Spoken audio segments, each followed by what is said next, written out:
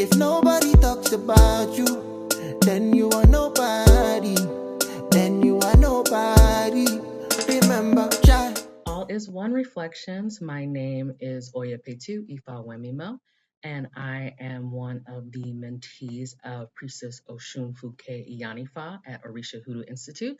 And today we are doing a ritual / class on venerating your European ancestors. So it is St. Patrick's Day, and I was just feeling particularly called to start working more with European ancestors. I am a licensed marriage and family therapist. I'm also a Reiki master, and my area of expertise essentially is family systems. That is my theoretical orientation as a therapist, and that's also just my specialty when it comes to my priestessing and how I contribute to the community. I very much like to work with the living and the not, as above, so below. I very much am that person that, the ancestors like to work with, especially as a therapist. I've had a lot of my spiritual gift manifest as a therapist, in which I'm able to kind of see where some of the dysfunctions are, and almost like getting like insight from some of the families of my clients. So because of that, I wanted to start focusing a little more on what it looks like to start venerating your European ancestors. Now, again, this is your Igungun. This is not your just regular run of the mill dearly departed like your grandma or something like that. This is Agungun, honorable, elevated ancestors. So, because of the fact that we have different backgrounds, we need to start including everybody when it comes to the veneration, because veneration also is a two-way street. Like, you're providing offerings to your ancestors and you're tasking them with something to do. So you mean to tell me you're not going to work with your European ancestors because some of them may be white, so they're just going to sit there and do nothing? We're not doing that. So like, everybody's got a job to do, and everybody really has the opportunity, especially being elevated ancestors. They're invested in their bloodline flourishing. You may have some that are, redhead with freckles. That's just what it is. Like, it does not mean that you want to discount them. Like, Oshun Kamibi and comes from root workers and Vikings. Okay. So like, like, number one, she's not to be played with. Secondly, like, I'm sure some of the Vikings probably had red hair or something. Like, that's just what it is. So today we are going to be focusing specifically on that side of our ancestry.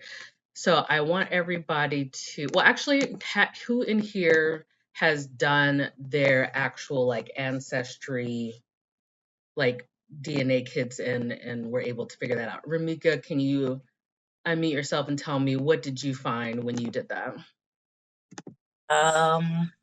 I did the ancestry, the one on ancestry.com, and what it came up for me was, well, obviously a majority different African blood came up. But what I found was I have Spain is the majority. It's like 9%. The next is I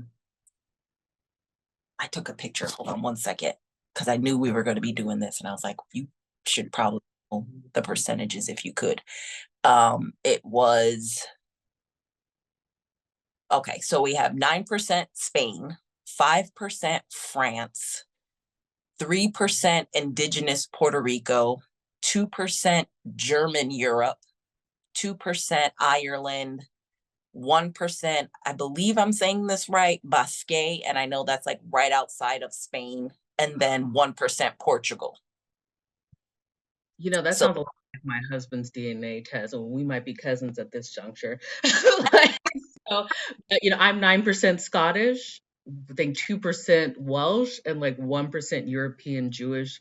I don't know what that specifically means, but my husband is kind of like all over the place. And so he recently got his DNA results, and that's part of another that just opened up a floodgate of a lot of his European ancestors too. Were like, hey, let's get in on this. Oya Fiebi, what about your background? All is fine. Hello, hello, hello. So my background, because I was actually pulling up, I had to go get my notebook. I was like, where's my notebook? Give me 1 second. I know for a fact Portugal, Iberian Peninsula, but the actual percentages, I didn't know that by heart. So give me 1 second to pull up the screen again. So 34% Nigeria. This is the ancestry.com. 27% Cameroon, Congo. Senegal is 12%. Ivory Coast, Ghana, 7. Let's see. Scotland, 4%. Sweden and Denmark, 1%. And then the previous ancestry I did with 23andMe stated on there Iberian Peninsula. I don't remember the percentage, if it gave percentages. And it also said Celtic. I like that. It's actually, and this is why I also want to do this class, because I realizing that there's a lot of misconceptions about the where Black people just in general come from. We know it all goes back to Africa, but there's a lot of like, I don't want to venerate European ancestors because I don't want to venerate white ancestors, and I'm like, pretty sure Black and brown people exist in all areas of the world are indigenous to that. I studied abroad in France a million years ago, 25 years ago, and there is a huge African population there. Like, I was able to get my hair braided. I had an internship at a French rap company. You couldn't tell me nothing. Like, I found my people no matter where I was. And I realized the calling to France has to do with a lot of my ancestors actually went through Louisiana and settled through there. And, that explains why I love New Orleans so much. Like, I have root workers there. Like, I got married in New Orleans. Like, Creole and French culture are very much entwined in my life, even though it's like I'm mostly the 9% Scottish. It doesn't talk about French. So, Black people existed everywhere, and you likely have white and Black ancestors that are European, and that's totally fine. We're going to work with them and tap into that energy, start making some ancestral withdrawals like Oshinka maybe talked about in her class the other day. We want people to start using what's there. So let's start with discussing the actual ritual. Essentially, we making a spiritual bath, and that was a part of the recipe that was sent to you when you registered for the class. And we'll also be discussing a little bit about each of the herbs that are going into the actual spiritual bath. And then I'll answer any questions we may have, and that will include, putting the music back on, and we'll be celebrating and partaking in some of this wonderful food that we have for the ancestors. So, to do this ritual, you should be able to divine or have access to divination services. So, I wouldn't say this is kind of like super advanced ritual, but if you're here, you should at least be either seeing someone who does divination for you, or you're able to do it yourself. Ideally, you should be at that point where you're doing it yourself. If you are not yet at that space, that is totally fine. I would just recommend not necessarily starting to do too much until you actually are able to do some divinations. There's lots of free classes available. There's lots of paid classes available. So we can definitely direct you to that if that is something you're still struggling with. And this is an introductory type of ritual, but you should have that solid spiritual and protection regimen to do this ritual, because we are working with ancestors. Now, everyone who's registered will get a replay of this ritual, so you don't have to worry about that. And today we'll start with the spiritual bath. So does everyone have the items for the actual spiritual bath? It was supposed to be sea salt, cardamom, bay leaves, St. John's wort, 5 limes, and a glass bowl. I know some people did not get St. John's wort in time, so I have directed you to either, divine to see what your ancestors recommend, because you would need to be replaced with a specific type of herb, or you can wait until you have your St. John's wort to make the actual spiritual bath. the energy of this day will probably go on for a couple of days. So you have time to tap into it. Okay. Does anyone not have their items?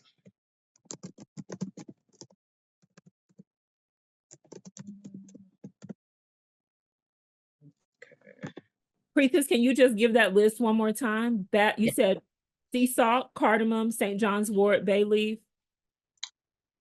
Sea salt, cardamom, bay leaves, St. John's wort, and 5 limes in a glass bowl. I'll put this in the chat too. I'm gonna put it in there. I just need to add the 5 limes. I got you. Okay. Julie, yes, you have a question?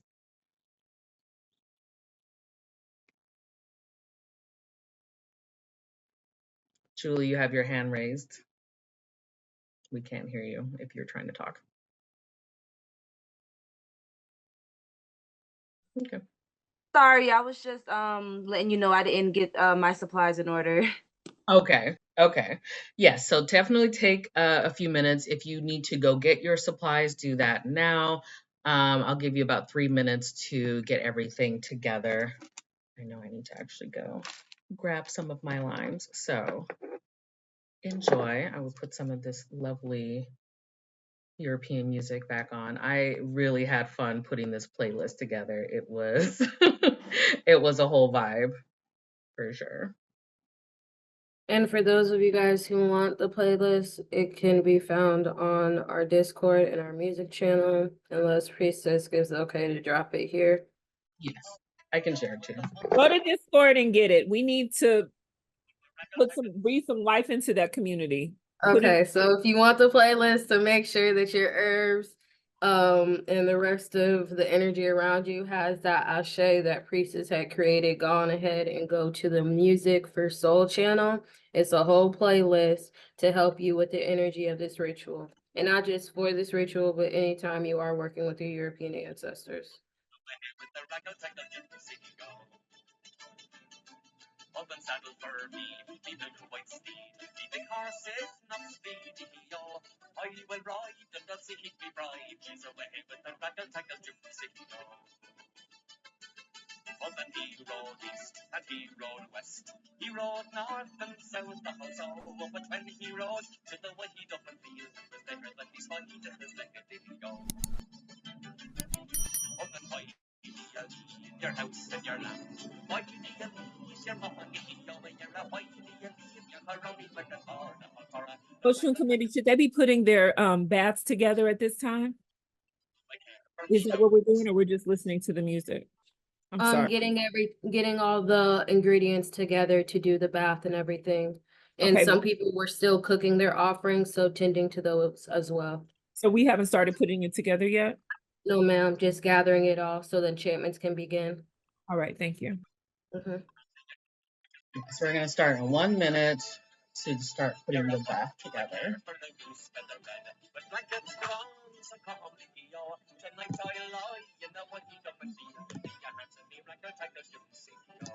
Hello, this is my first time ever joining, so I just wanted to ask, is the Music for Soul channel found on the Orisa website, or is it YouTube? It's on the Discord. I'll drop the link right here. Okay, thank you. So our Discord, for those of you guys who came in for Facebook, our Discord is our more private community. It's where you have access to all of the priestesses and training here at OHAT. It's so we guys can get to know you better, make sure that we are helping. It's so we can make sure that you are tending to your Orisha Hoodoo journey as safely, accurately, and as amazing as possible, because it is a lifestyle and we want to make sure that you guys are transitioning well. Okay. Absolutely. And let me just speak a little bit more about Discord, because it's something that we are really intending to grow and expand this year, because it's more private, as Osun Kamibi said, than some of our other social networks like the Facebook groups. Anybody can just drop by there, even though we do have some standards for letting people in. But you know, the Bible says, come out from amongst them, be ye separate, which is our intention. And so we have come out of those channels and created a smaller community that we're able to nurture and insulate and protect in ways that we can't, you know, when you're on Facebook with 50 million people. So if you join us on Discord, you get invited to classes, you get access to information, gym drops, free videos, funny conversations, intense conversations, divination tutoring and practice, and just recipes for smoothies and medicines and the food of the gods, offering advice and all kinds of stuff. So join us on Discord. Absolutely. And I'd say all of us who are a part of the coven came through Discord, or I think it was WhatsApp for some of us way back in the day. So everyone comes through the community to kind of settle to where they need to be. Not everyone's going to end up going through initiations or anything like that, but we do have a community in which you're not lone witching, because I think that that is a big issue for a lot of people. They just don't have the community or the proper tools to learn things. Dr. Google is not going to give you the answers about these kinds of practices. So coming to these classes or these rituals and joining Discord is usually the next best step to get you really situated to where you have a good spiritual regimen. Thank you. Especially since Ia drops gems all the time, and those who don't know, Reverend Priestess Osun Funke, our Ia that keeps popping in and out. She's not only our senior priestess and our founder, but she is an Iyanifa. Okay, so anytime she drops gems, she's dropping all the gems. You're clutching your pearls and everything. Okay, sometimes she even drops things from her Baba as well. Why? Each one teach one, and she shares with us. Again, that content is not shared on Facebook or anywhere else because of the reasons I listed previously. Okay. Thank you. So yes, let's get started. We are going to be constructing our spiritual bath. Before we do that, I'm going to ask everyone to close their eyes. We're going to do a little bit of a guided meditation, center ourselves, because we want the Agungun that we are working with to tap in, put their 2 cents in on this construction of the spiritual bath. You want to tap into that energy. So everyone close your eyes, get comfortable. If you're driving, obviously do not close your eyes, but I want you to get comfortable if you can.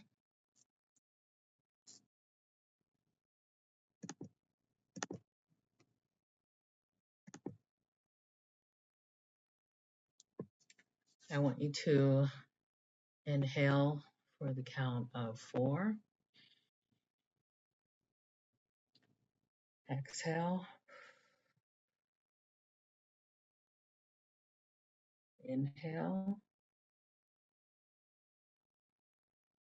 Exhale. As you inhale, start thinking of gratitude.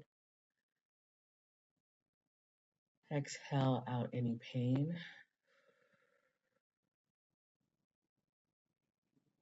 Inhale gratitude. Exhale any pain. I want you to imagine a white light over the top of your head, hovering like a halo. It feels warm, like sun beaming down on your head. The white light starts to rain down. You feel it on the top of your head, your forehead.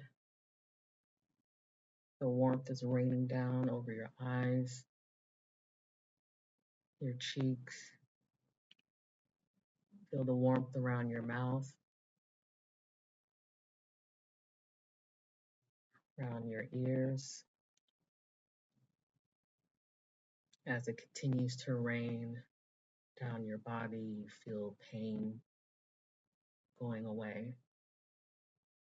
Any agitation, irritation is going away. The light is now raining down your shoulders, down both arms,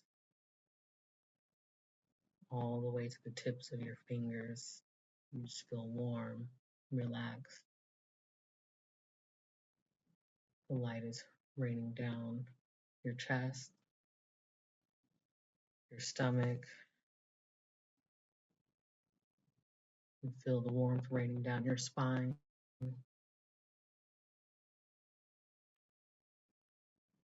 down your hips to your thighs.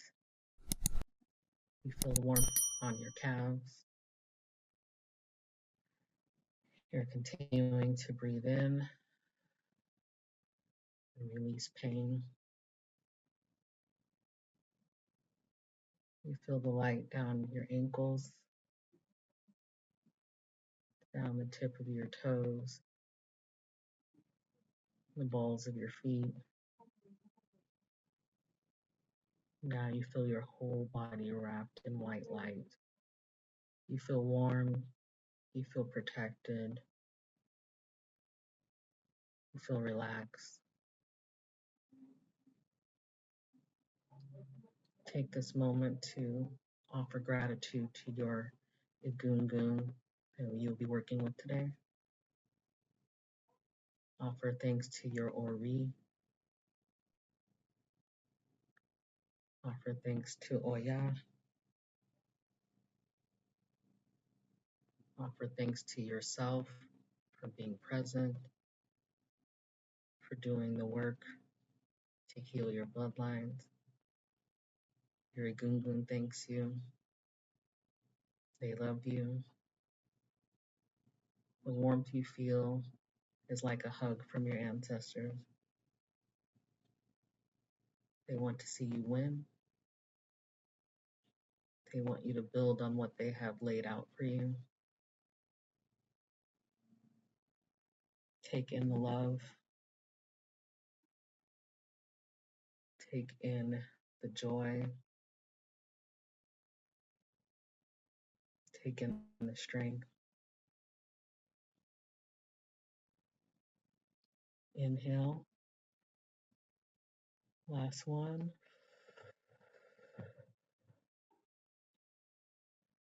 And when you're ready, you can open your eyes and we will get started. How was that for everyone? I do love a good guided meditation. Do we feel anything weird? Did anybody's ancestors show up and be like, hey girl? Like, because I too had a very interesting incident in the grocery store the other day with a Scottish Egungun who literally said, oi, oi, I want this one. Yes, it was very funny. Sure, this is wisdom. Ia said, for sure, this is wisdom. Record and document everything for your descendants. Just because we're starting from near scratch doesn't mean they need to. Exactly. I have a almost 7-year-old, and it's very important to start documenting all of the things that we are working on when it comes to our spiritual regimen, so that we don't have to start from scratch later on down the line. So how was that? Anyone want to talk about their guided meditation experience? Nobody? Nothing happened? Okay. I like the guided meditation. I feel really, I definitely did feel the warmth. I feel a lot more, I don't feel nervous. Like I'm not as nervous. I feel a lot more grounded, a lot more calm. So I liked it. It felt like it did feel like a warm hug at some point. Good. I love that. Yes. Egbe. Priestess Ajay Egbe. Definitely did feel something. I started crying. And I don't know if you so I remember mentioning crying one time at a previous ritual, but I've been able to now identify that that's Oya for me. So Oya is here. I love that. Yes. Oya will help a lot with releasing some emotions that might be a little clogged in our bloodline, or just to let you know that the presence of the Egungun is here, and it's a otherworldly experience for sure. Anyone else? And it's okay if you did not feel anything in particular right now. Do not feel like I did it wrong. Sometimes it's, you'll get messages or more things happening when you're asleep. So some of you might get more information later. So let's get started. I want everyone to first start with your glass bowl. Hopefully you have cleansed it in some kind of capacity with Florida water, Palo Santo, something like that. You always want to cleanse your spiritual tools before you start using them, unless you are, for some, adding more to an already there spiritual bath. But most of us are going to be creating a new batch. So the items that I picked, I will talk a little bit about why I picked some of these particular items. So we have cardamom. Cardamom was actually a herb that I was introduced to by Mambo Soleil. It was something that she kind of like prescribed as a way to make things stick. In particular, for me, it was like I'm having issues with like money sticking, like it's like flowing through my hands. I need to be able to figure that out. So cardamom has always been one that I migrate to when I'm trying to get something to stick. So in this particular instance, what we're trying to get to stick with you is your connection to your European Agungun, like opening those communication lines. I want that to stick.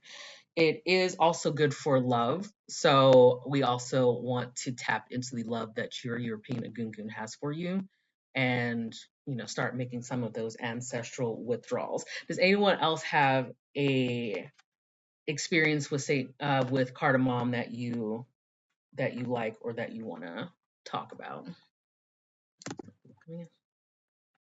It's totally fine if not, but I do love me some good cardamom.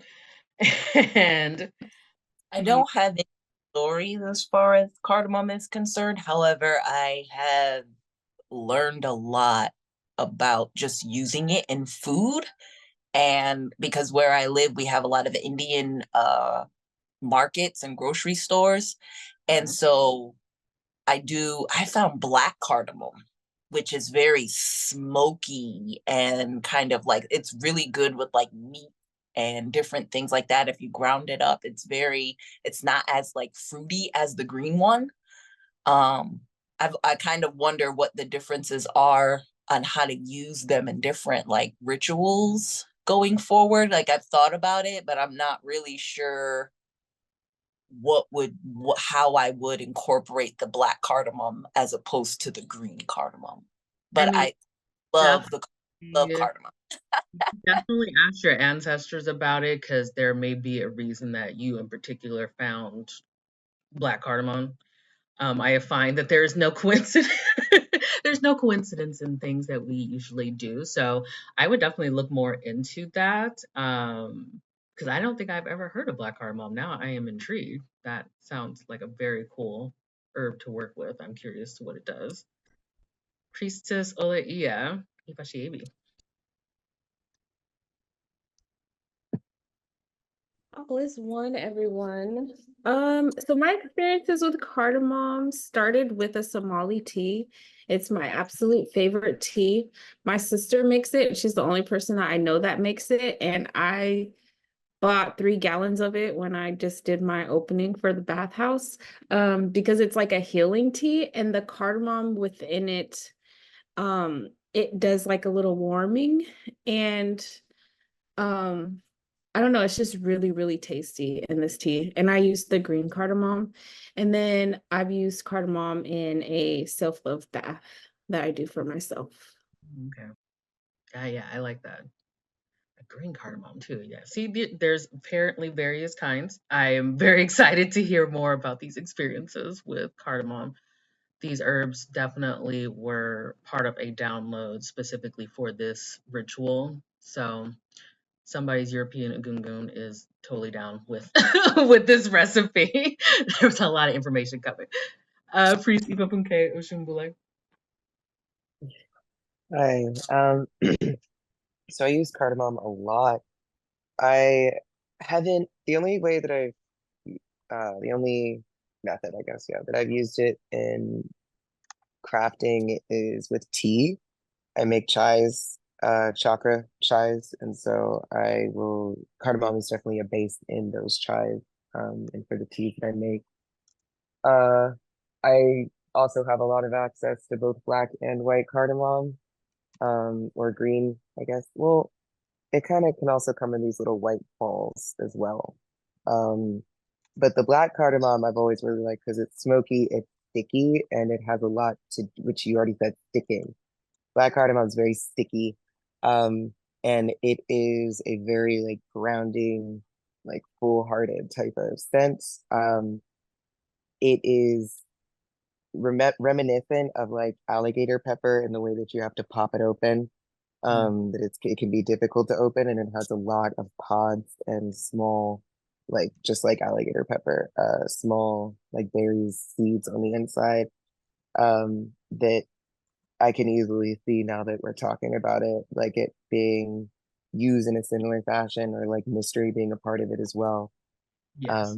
It is one of my absolute favorites. I actually ran out recently and I was like, oh, I have to get you know, those little, like when you go to the corner store and they have like those bags of herbs, like that's my favorite way to get that. Right? They're little dime bags. I love those. It's like, why do you have a dime bag of herbs?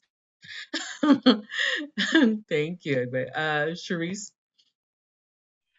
I love cardamom in teas, you know, like everyone says, but it is my favorite, ultimate favorite note in perfume, in fragrance. A lot of Okay. my favorite fragrances, cardamom is a very dominant note. So for me, with scent, cardamom is an ultimate favorite for me.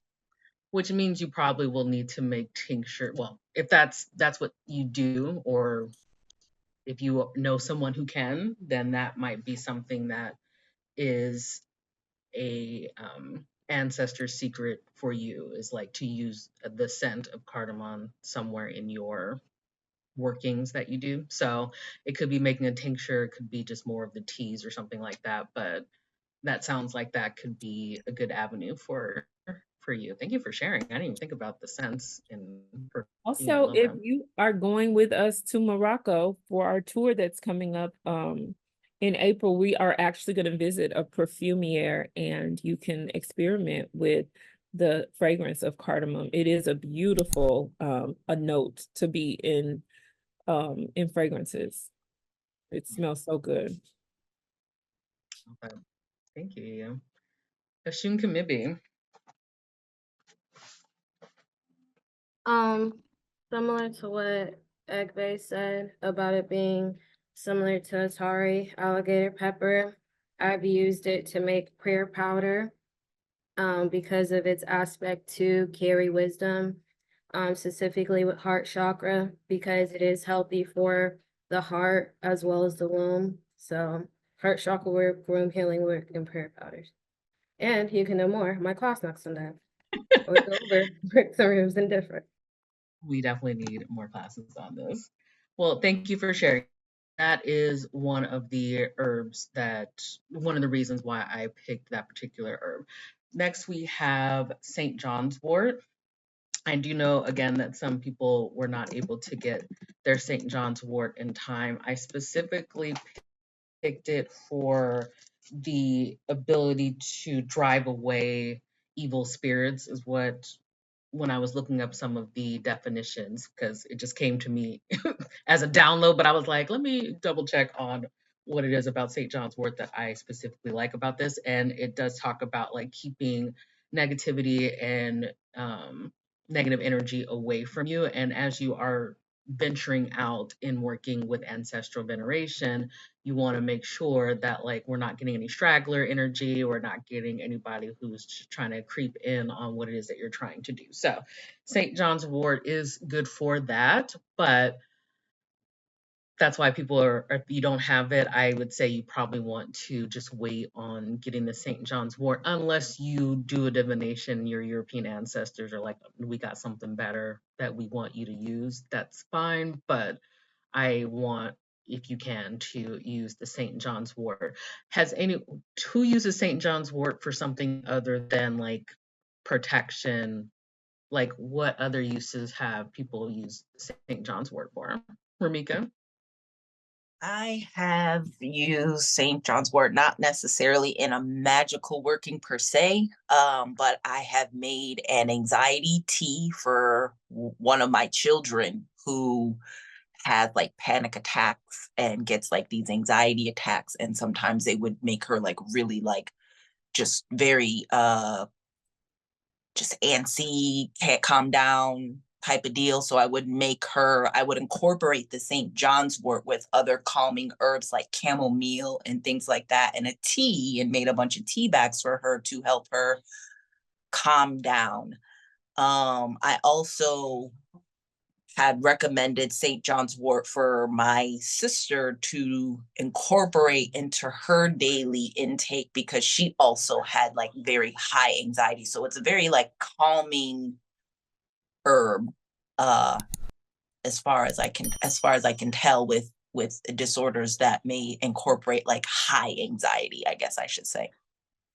Yes, that's actually a really good thing because, when we look up the descriptions, for anyone who's curious on where we get some of these descriptions from, this Encyclopedia of Magical Herbs is a required staple for anyone who's working on their spiritual aspect. It's just going to save you so much trouble. So I recommend getting this particular book. But St. John's Wort, it does talk about health as one of the benefits of it. So that makes sense that that would be something that's helpful for alleviating anxiety. I put it as almost like addressing any kind of inflammation, whether it is like a mental health inflammation of some kind, like anxiety, that could be something that is helpful. I also it also mentions being useful for divination, which is why I wanted to include this as well, because if you are going to be working with your ancestors, you are going to want to make sure that you are also having a very clear communication line via your divination. So St. John's wort is helpful for that as well. Priestess, I was going to say that St. John's wort can be used for mild, I don't really want to say mind control, because it's not mind control in the way that some of the other techniques that we've been taught. Hugon has taught several classes on mind control, and so have other folks from the House of Boulogne. So there are other herbs that are probably better situated. But if you want to influence the workings of their mind, similar to what we've already mentioned, like with anxiety and things like that, but even if you want to calm someone about a particular subject, you want them to stop dwelling on something or almost forget or even remember. If you want to influence the mind energetically, St. John's wort is an excellent herb for that. You can tell it what to do and it'll do what you ask it to do, especially if you're able to get the person to ingest the herb. So if you're able to invite the person over for a cup of tea and include it in the mix, it's money. I love that. Thank you. Thank you, yeah. Okay. Priest Ifa Funke. Hey, so a couple things I do use it often. Not a lot of my clients that I've made products for have been on, their own medication, and that has been a reason why I've had to seek alternatives to St. John's wort, because it is a serotonin inhibitor. So that's just so y'all know, like when it comes to intaking St. John's wort and who you give it to and stuff, if they are on, like it can easily interfere with antidepressants or anti-anxiety medication and cause some really unwanted effects. So that being said, like I've used it for those that are not on medication. I will use it in a smoke and blend. I think I've used it in a tea, but it's been a while, mostly because I feel like, I started to make tinctures and other things that felt like they were more potent for that use of it. Outside of that, I know that in Celtic tradition, it's considered a sun herb, like it's considered the sun. That's not just Celtic, that's also Greek. And you know how I feel about that with like Helichrysum and stuff, so I'm all about that. It's really pretty. And it is associated as like the sun. I think its name is like it's like essentially like sky idol, I think is its Greek name, and then in Celtic it's like earth sun or some shit when it's translated. So that for all the protection, for all of the protection makes a lot of sense, and why it's used for very similarly to Helichrysum, like exorcisms, and protecting against targeted attacks, Right. like lightning strike, like specific attacks against you. That's my knowledge drop. Thank you. Yes, it's very true because I feel like the actual like downloads was about like making sure there is protection, not necessarily be like, oh, you have to be worried about it. Many of us in this class are in the covenant and have a pretty tight regimen when it comes to our protection and spiritual regimen, but this is open to the public, and I want to make sure people are very aware of how to ensure protection as we start opening up these lines of communications. But again, this is your elevated Egungun. I don't think there will be an issue communicating with them, but straggler energy is a real thing. So we want to make sure that nobody's in here messing with you. Priestess Olaia, Ifashiebi. I specifically used St. John's Wort in a solar plexus bath tea. So I make like a chakra balancing bath tea, and I use St. John's Wort for solar plexus. Yeah, I really like St. John's Wort actually, and I like it in tea as well. But not a lot. You don't really need a lot of St. John's Wort in the tea, just like a small one. Yeah, that's my use.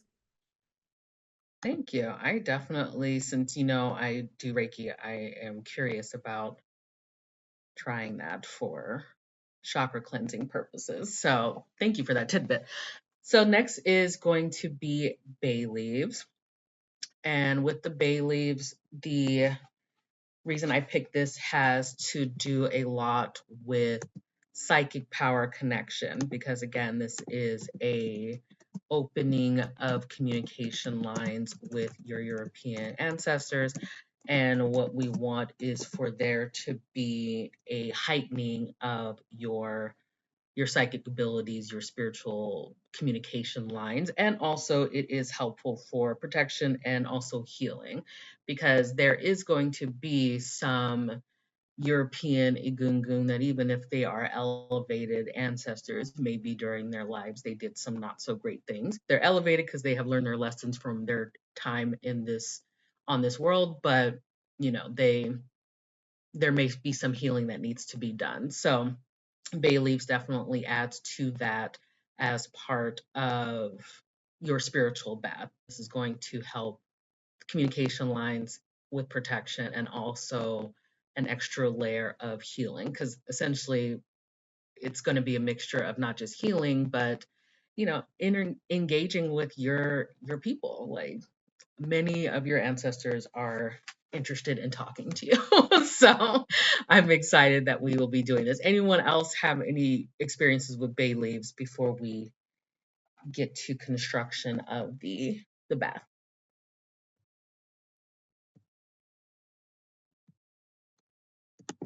Oh, yeah, your hand's still up. Or did you have something? Oh, prosperity. Prosperity. I use bay leaves in prosperity workings. I write. I don't know how, but yeah, it muted. But yeah, that's what I use it for. Money for sure. Prosperity. It is very good. And especially with the bay leaves, you can write intentions on it, written like sigils on it and things like that. So bay leaves are definitely good for prosperity, which can tie into making withdrawals from your ancestral treasury. A lot of your European Egungun have contributed lots of things into your ancestral treasury, and you probably have a lot that you need to withdraw. So this will help with that. Is run me my coins, because you guys are my people. So let's do it. All right.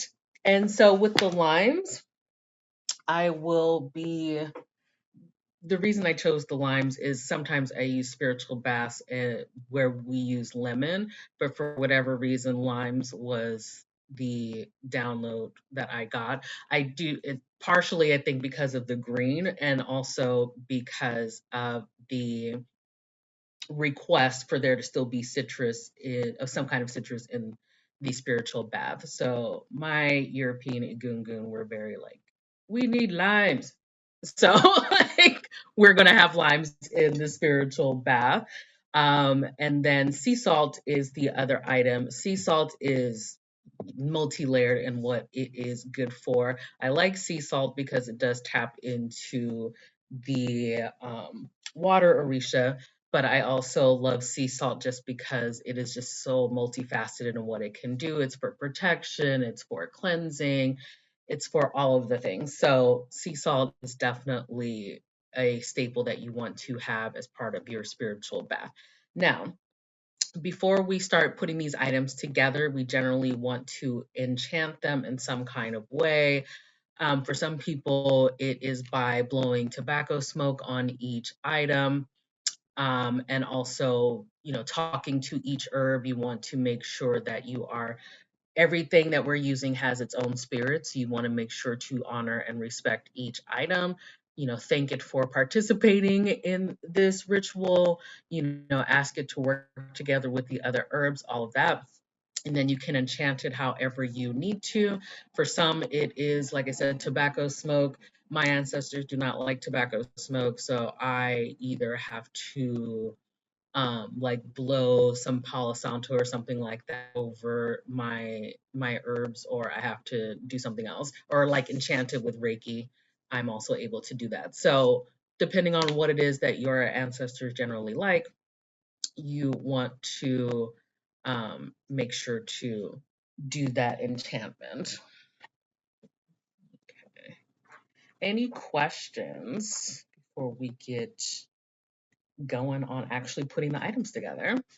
How are we feeling? How are we liking this information? I know there were some people that said they had some mixed feelings coming up as they were preparing for this ritual, so you can definitely talk about that.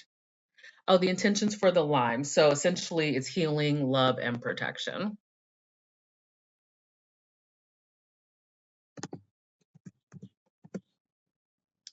Does anyone want to talk about the feelings that came up? Do not make me call you. I'm gonna be honest, I thought the limes were gonna be used for cleansing and banishment, so I got excited. Then that just means that your people said that that's what it is for. So we'll put that banishment, protection, cleansing, love. Oh yeah, Fiebi, Ajay Igbe, I think you were going first. Tell me a little bit about what came up for you while you're prepping for this. Yeah. So I'm definitely one of those folks that had some conflicted emotions, which were interesting. I think I was interested or like intrigued that I had emotions, period. For whatever reason, I think I kind of compartmentalized my European Igun. Well, first off, I'm also guilty of seeing European Igungun and thought white ancestors. So I'm one of those folks that's what happened initially, right?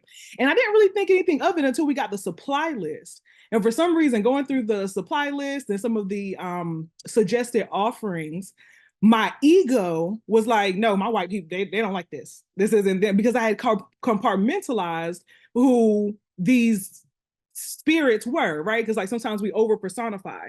So I think, I had this tie to who they were in life. I'm like, no, it's this little, they're from this part of the world and they like things like this, not realizing, of course, how vast the ancestors are. You know what I mean? So I was called, oh, I'm sorry, what you say? I said there's a lot of them for sure.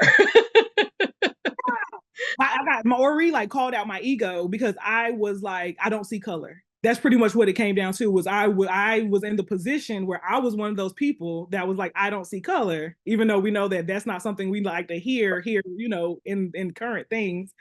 But the download from that was by not seeing color or not, acknowledging the experiences that they gained during those lifetimes, then I'm kind of looking over, that part of the ancestral treasury or those lessons that were learned that are now part of the cloud consciousness that shouldn't be ignored. You know what I mean?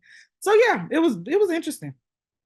Exactly. So that is part of, what I encountered too when I was living in Paris, because I feel like every time I talk to somebody about having studied abroad, they're like, you know, because it's very much it's been co-opted as like Paris and like some of these European aspects, like that equates to whiteness. And it's like, no, there are Black and brown people everywhere, and many of them are our ancestors and have lived in the, you know, those parts of the world. And so what you're tapping into is really, you know, those badass ancestors who contributed to getting you here and who have things in store for you that we have just not been accessing. But yeah, a lot of people have that kind of misconception. It does tie into white supremacy and just colonization, just in general, just sweeps across the world. But there are a lot of our European Igungun that are not white, but there are some that are, and they got something for us too. Everybody works. Everybody's gonna have a job today. Let's see. Those of us who, Chelsea said, those of us who are new to the journey don't realize the difference between dearly departed and Igungun, which is far above the last several hundred years. I understand now. Yes, a lot of people don't, and I was one of them. I think we all came in here thinking ancestors is just overall what it is, but yes, there are elevated ancestors. I always kind of refer back to the movie Coco and the Book of Life. Like, I really do believe that, and I feel like I've seen little snippets of what it looks like. So I really do believe that it is like as above, so below. Like, they are living their best lives in their ancestral realm. They have jobs, they like to party, like they got things going on. And like, you need to, like, it needs to be a mutually beneficial energy exchange in which, like, they've already lived their lives, they've already put into the ancestral treasury. They're just trying to get connected to you to make sure your bloodline flourishes and to also work on any kind of healing that might need to remain or that remains in your bloodline that needs to be done. So this is going to be a real eye opener. I recommend everyone keep journaling as you take your baths and as you know, work on your communication with your Igungun, keep journaling on what's actually showing up for you, because that will be important that'll be important information for your grimoire and for future generations. Okay. I just want to pop in here because I know that Egungun is a term that is used primarily in Ifa, because that's the language that it comes out of, the Yoruba language. And the Egungun, it's important to not just understand that they exist, because they do, obviously, but it's important to understand that collectively, the Egungun, the elevated ancestors, are a deity. So collectively, your Egungun are an Orisha. So they are just as important and more so important to you than any Orisha aside from Ori. And actually, your Ori is comprised of the Egungun. They're part of what makes your Ori, that part of what powers your Ori, without just getting into too much terminology and breakdown of the Ifa system of understanding things. So it's just important to know that you have ancestors who lived a life that was so magnificent in all its ways that they were elevated above mere mortals. And so that they now reside with the gods. That's the way of thinking of it. And there are some requirements some of you may or may not be aware of who study under me, because it's been a while since I've gone over this, but the Yoruba people say in order to become a gungun, you know, you have to have had children, right? Because you have to progenerate. You have to have been a person well respected in your community, one with a very good reputation, not just for being wealthy, not just for being pretty, but for being good and useful. And you have had to venerate those who came before you, your ancestors, because it's really like their club that you're being allowed into, and also have a favorable relationship and reputation with the gods or the Orishas. So you need to know who your patron Orishas are for your family and for yourself in this lifetime in particular, and serve them well, so that you can start checking off these boxes if your intention is to become Egungun. Egungun, their chief responsibility is to bless us, is to protect us. That is what they are fully concerned with, which is why we need to know that they exist, and we need to venerate them at all times in all things that we do. So if you're just now being introduced to the concept of Egungun, let it be a part of your practice and your thoughts going forward, because they are very, very important to you. I talk all the time about how people get distracted by who am I a child of and who has my head and all of these meaningless things, because what really matters is, do you have a relationship with your Ori, and do you work with your Egungun? That's what's going to change your life. That's what's going to determine how your life is from day to day, and whether you are blessed, whether you are healthy, whether you are protected, or whether shit is always falling apart for you and you live in a state of want constantly.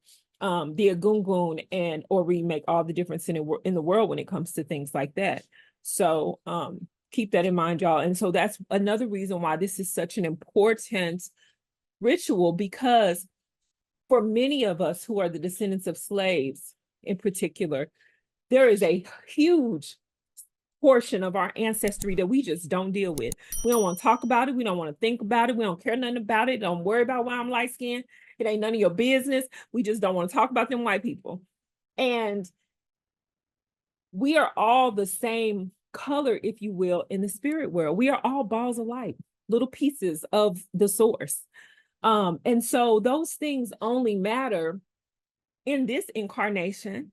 And the joke is, they only matter in these United States and this Western part of the world. When you are in the middle of Africa, where everybody looks like you, you'll be surprised how quickly you forget that you're Black, how quickly you become unaware of racism and those things. They cease to exist because you're no longer participating in the systems that create and support them, those thought systems.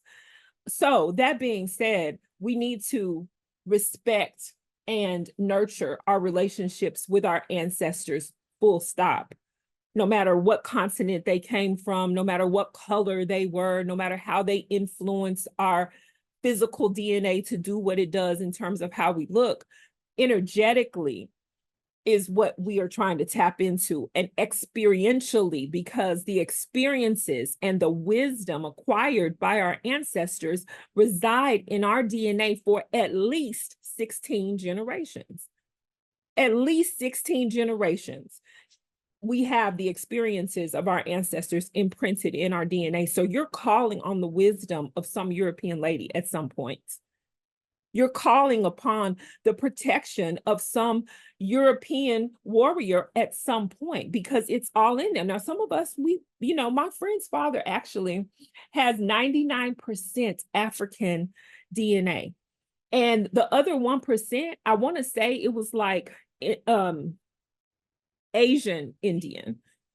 It was very bizarre, because she was just like, where'd that come from? But he literally is the only person that I've ever met that had 99% African ancestry. And then the majority of that was Yoruba. So he was almost completely, Ifa, basically. That is not the case for most of us. They also happen to be from South Carolina. So if you know anything about the Geechee Gullah people, you know that they were isolated and were not forced to mix in the ways that many of us were. So that's also very interesting. But most of us don't have that going on. Most of us in these United States, most of us who are products of the diaspora have mixed ancestry, and we just have to accept that. It just is what it is. So we're going to tap into all that power, because that's what it's there for. That's what this lifetime is about. It's about leaning on them to be propelled forward, as above, so below, like Priestess Oyapetu said. So it's good that we're all here. This is a beautiful thing. It's going to unlock some new channels for blessings to flow. So congratulations, y'all. Hey, thank you. Yeah, yes, it is very much going to be a good experience in tapping into what is already here for us. Like, they've been waiting. Some people were very loud in letting me know just how much they have been waiting for this ritual. So it's very much a important time. Is that some people have their hands up? Let's see. Sharice, did you have your hand up?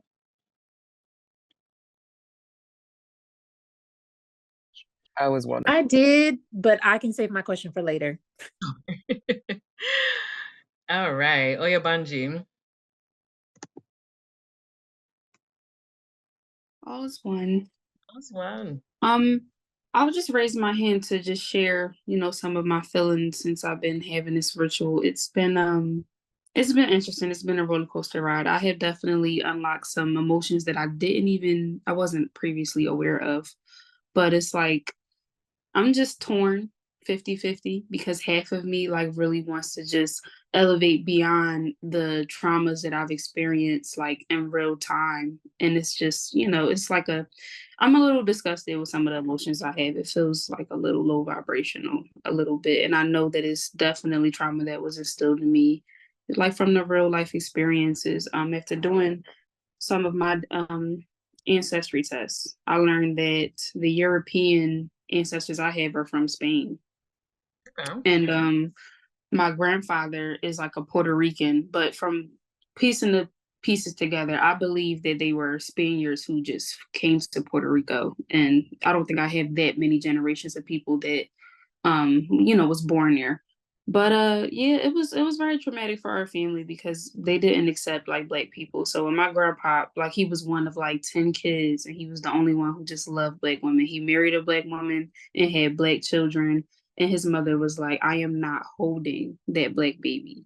So he definitely took that trauma and he passed it down. Like he says evil things about white people and he's very it's not very family oriented because that's how damaging that it was for him to like lose the big family that he grew up with, and it was because of who he chose to marry.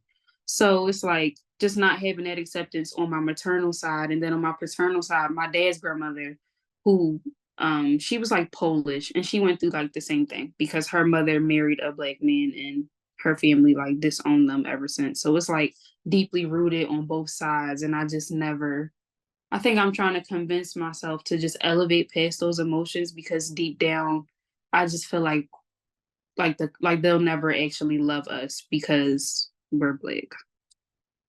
I mean, it's very much one of those, thank you for sharing. It's very much one of those kind of situations where I think we have to remember that the human experience is something that we all have. We have Black ancestors who did some fuck shit too.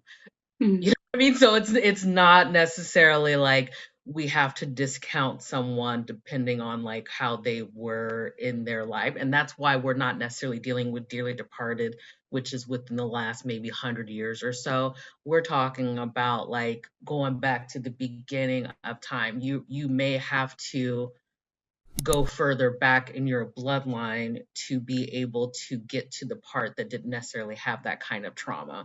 That's where you want to kind of tap into. And my guess is you're having these feelings come up because your dearly departed wants the opportunity to maybe help support you while you work with the Agungun. Like there, none of your family wants these kinds of dysfunctions and this trauma to continue to live in your family, especially because you have kids.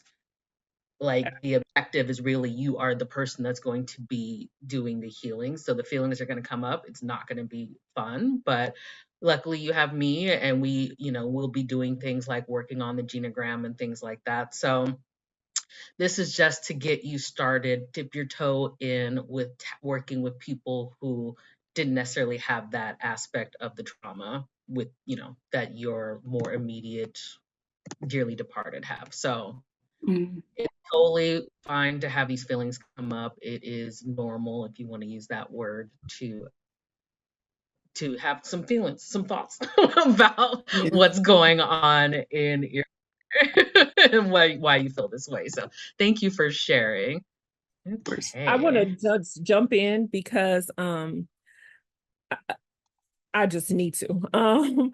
I wanted to speak about what Oya was mentioning in terms of feeling like she was having some low vibrational low vibrational feelings, because that's exactly what they are. And I think that Priestess Oya Petu was exactly right, Oya Banji, when she said, you know, your dearly departed are, that's what's bubbling up in you. That's what's causing you to feel maybe a little bit ashamed or a little self-conscious about what you're feeling, because on the other side, all is revealed. It's kind of like how you do bad things until you realize that they're not good. And then you're like, oh my gosh, I can't believe I used to do that. We do that even in this walk. Well, the same thing happens when we transition and we realize, like, damn, I was racist and that was really stupid, you know? And so I think that it's a clearing and it's an opportunity to address and to get those feelings out. And I think that that's what you're feeling. You're actually feeling the presence and the awareness of the ancestors who are on the other side working through you, because that's how spirit works, like to us, through us, for us, within us. And the other thing is, you know, that is a human thing that happens, you know. Have you ever heard of the wars? And I mean, you know, well, literal wars happened at some point, but really just the social wars between like Yoruba and Igbo people. And if a Yoruba person marries an Igbo person or vice versa, or just the tribal wars that happen socially, even within Black people, right? So you can have people that look exactly the same, that eat the same food, come from the same region, but if you marry that girl, I'm not gonna have nothing to do with y'all. So it's not necessarily about color, which is why we have to let this stuff go, because it doesn't serve us in any way. People are prejudiced, full stop. Africans are prejudiced people. Europeans can be prejudiced. Asian people can be prejudiced. Human beings are prejudiced. It is an ability that we have to make decisions about people based on how they look, based on our experience of them. And that is what people have done since the beginning of time. When you know better, you do better. So you clear out all this stuff, Oyabanji, and you begin to venerate those ancestors and ask them to show you the beauty of who you are, to show you the impact that they had on the world, to help you figure out what impact you will have on the world. You ask them to allow you to tap into their power and their wisdom and their protection to do what it is that you came here to do, to inform you with their genius and their experience. So you spend a few moments being like, damn, I wish I didn't feel like that. Or I feel sorry for my granddaddy because, you know, I hate that he's still hurt and he still harbors this stuff. But the majority of your time should be spent looking ahead and figuring out how you're going to do better and how you are going to frame the messaging that you give to your children about who they are and where they come from and what they came here to do. Because that's really what's important.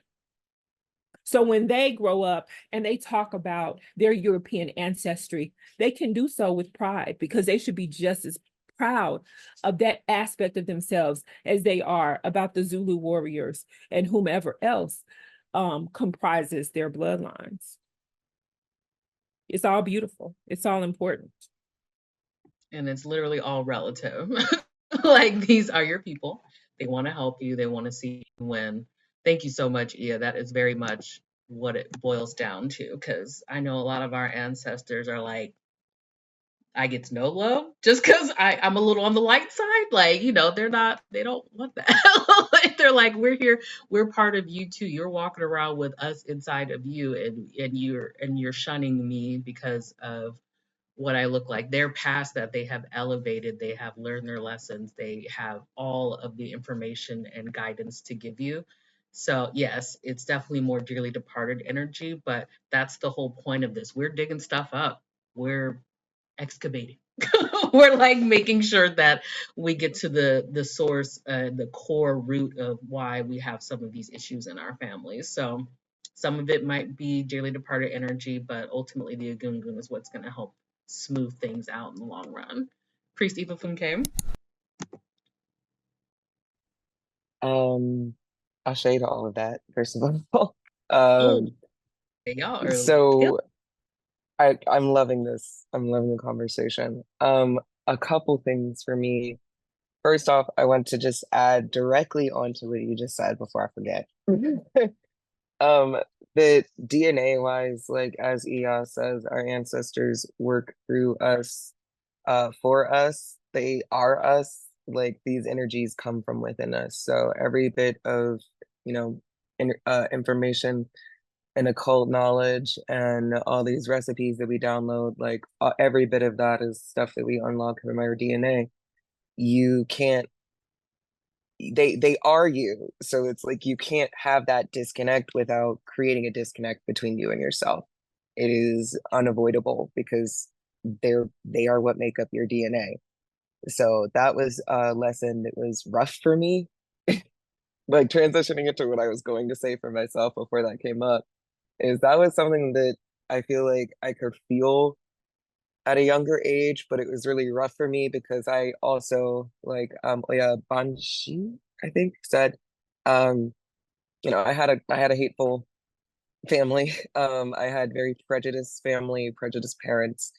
And it was always very confusing and a little ass backwards because it was like they were from the hood, but by the time I was born, we were in a white neighborhood. And it was just like that attitude never went away. So it was like, why do you have white friends? Why do you do this? Why do you do that with these white people? And I'm like, sir, we are in a predominantly white neighborhood. You put me here. You put me here, not just on this earth, but in this like uppity ass area.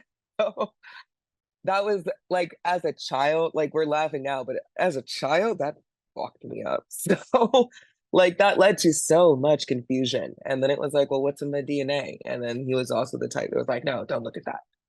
I was like, so now as an adult, yeah, oh yeah, Fayebi. Yeah, and he was a Vietnam War vet. So it was like I had so much to be proud of. He was a warrior.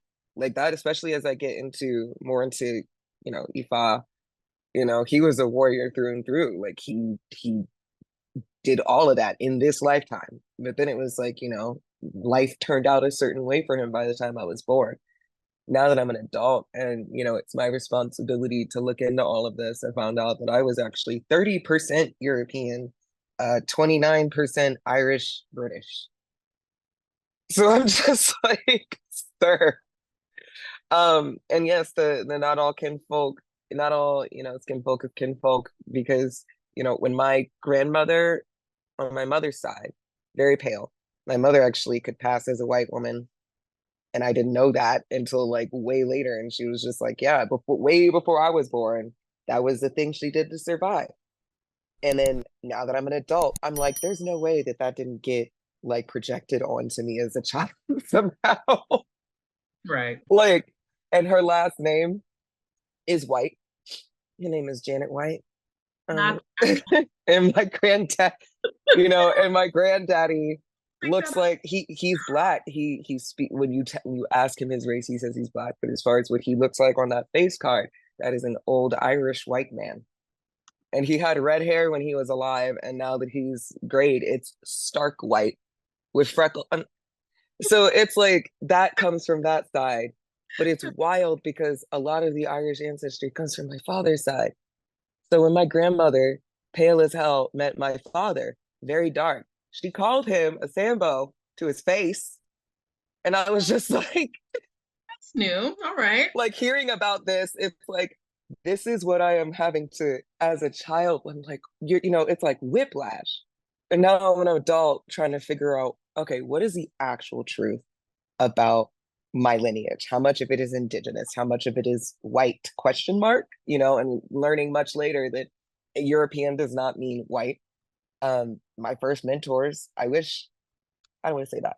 I thought that what I had maybe wanted would have been to be led by, Black people first in the magic, but I ended up being taught by my first mentors in spirituality were an Irish woman that led a Celtic, like she had her own Celtic coven that she did a lot of work with, that taught me a lot of stuff, and Romani woman, a Romani trans woman, that was just incredibly wise. And I ended up working at her apothecary, and she taught me so many things.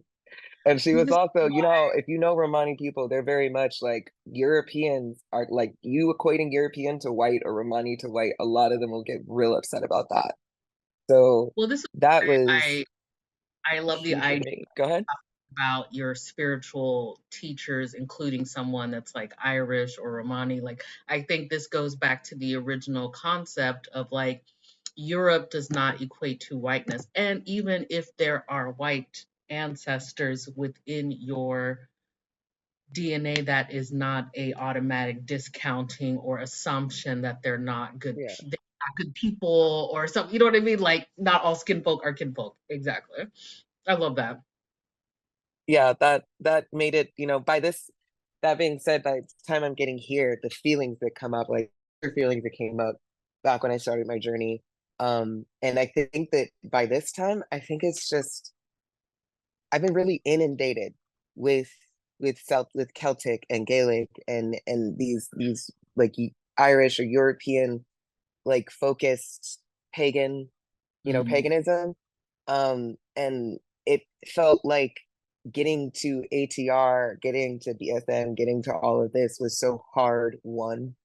yeah. It's like I had to go through so much mental shifting to figure out, that I was being inundated with every other spirituality besides, ATR, and then my own reasons as to why I might have been avoiding it, and then finally getting to it. It's like a water in the desert.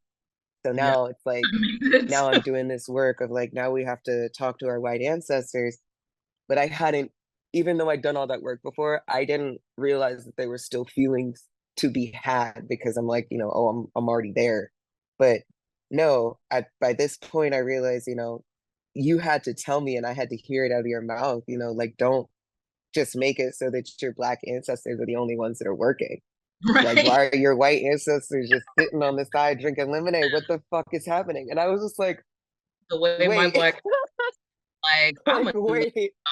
to put Like people that's to the culmination of this negative feeling. It's like regardless of the nonsense my ego is twisting it into, they're not pulling that weight. And it's not necessarily I'm not, you have to tap your ancestors in.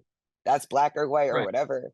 And first of all, skin color is only relevant on this earth, but regardless. And if I'm not tapping them in, because I have this weird filter that's like everybody, like good morning, everybody except the white ones, Not except anybody who didn't acceptable. pass the paper bag test. Like that doesn't. I'm like, wow, goofy. Okay, I need to fix that. Thank you for So that's sharing. what I realized. Thank you. We have two more, and then we will do the spiritual bath. I will play music, then we'll move into offerings and eating time. I will leave the Zoom call on after that for the play the music while we eat and celebrate, and then we will hop off because I know it is St. Patrick's Day. It's Sunday. People want to be out outside, so we're finishing up. Thank you all. Ramika. Oh, hi. So I thought when this ritual first came up, I thought, oh, how cool. This is going to be cool because I found myself sitting at my altar and I would say things like, okay, I know some of y'all are not like from Africa. I know some of y'all are from, Spain and, indigenous Puerto Rico. So some of y'all might have been practicing, Santa Rita or however you say that or whatever it is. And I said, but what I need y'all to understand is I'm still a part of your bloodline. So I'm still going to need y'all to help me out. I need to be a representation and I need you to help me still continue to be a representation of your bloodline too, however you feel about it. Just because I look like how I look doesn't mean that you shouldn't be helping me. So I'm gonna need y'all to help me figure this out. Because what I've learned from my ancestry was that all of that white, quote unquote, was all on my father's side.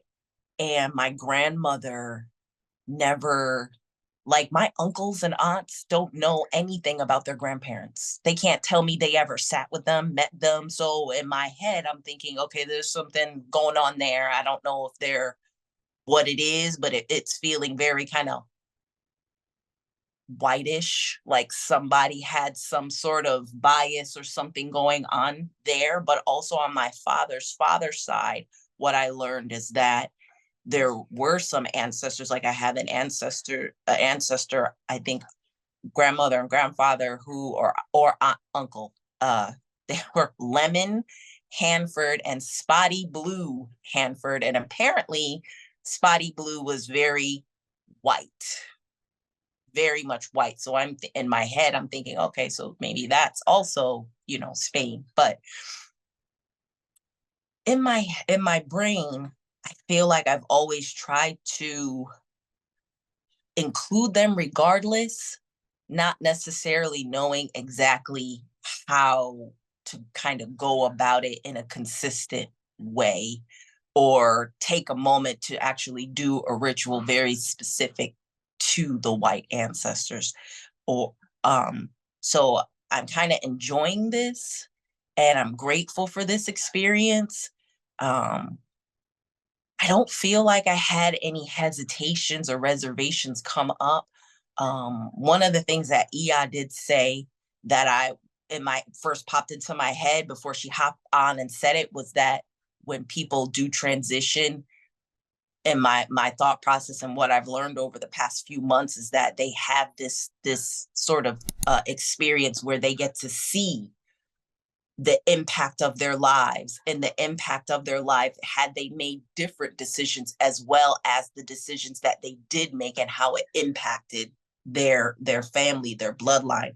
So in my head, I'm thinking, okay, well, my ancestors, if they were slave owners, rapists, whatever it was that they did in their life, they know they fucked up. Right. Okay. They know how the fuck I got here with this not. You know, it's like that meme.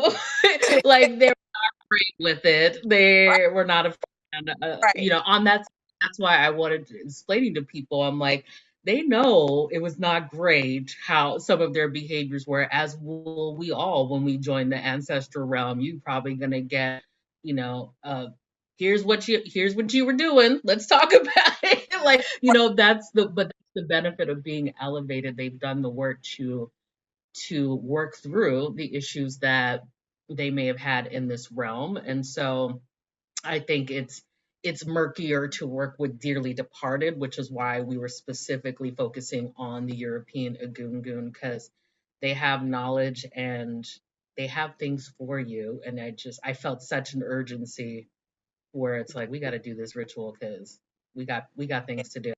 We have to Yeah. tag all hands on deck because a lot of things are going on in the world, and like we need all hands on deck.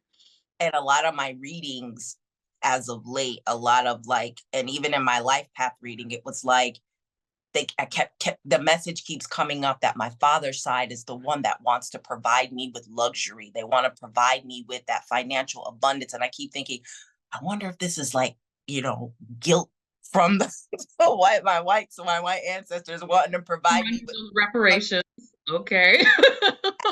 some of them had to live in luxury because they may have had, you know, Black slaves or whatever have you, or whatever it is, or traded with Africa, because I know that long before we were slaves, Spain and Africa would trade amongst each other willingly. They were trading goods and services and different things with each other long before, you know, it was just, you know, a slave thing.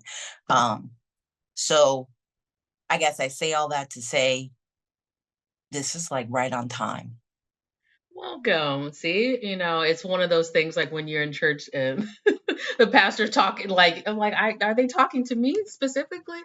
You know, it's just one of those things where I just felt collectively, just with the state of the world right now, especially, like we do need all hands on deck and working with all of our people and tapping into all of the wonderful things they have for us, because I just feel it's palpable, and it's probably because of, you know, my working with Oya and also my Gungun and various reasons, and being a family like therapist.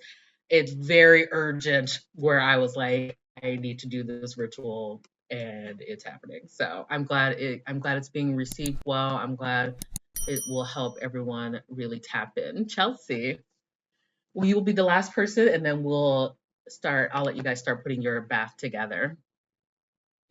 First of all, I just want to say thank you. I can still consider myself super, super new on my pathway, but this has been it was very it was heavy for me because I have been very adamant about not working with my European ancestors. I think that I have been in my own way because while I understood and I knew that we are working with the elevated ancestors, I think that I was holding on very, very hard to dearly departed or even, the last several hundred years.